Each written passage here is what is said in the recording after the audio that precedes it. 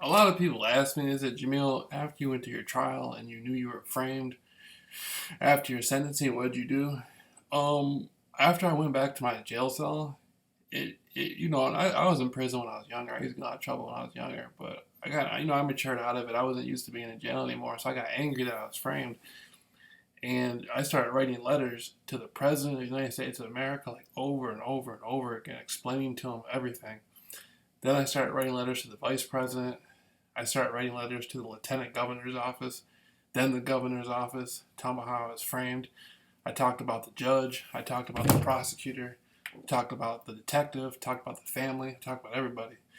And then after that happened, I told the director of the FBI what the judge and the prosecutor and the police did to me, and I wrote the director like 20 letters about the judge and about all the court stuff.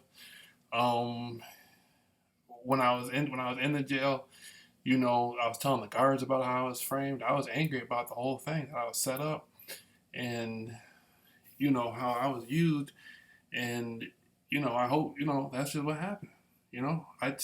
I told Internal Affairs. I wrote Internal Affairs in Lansing, and told them how I was framed, and basically nobody had the authority to stalk me, harass me, and frame me.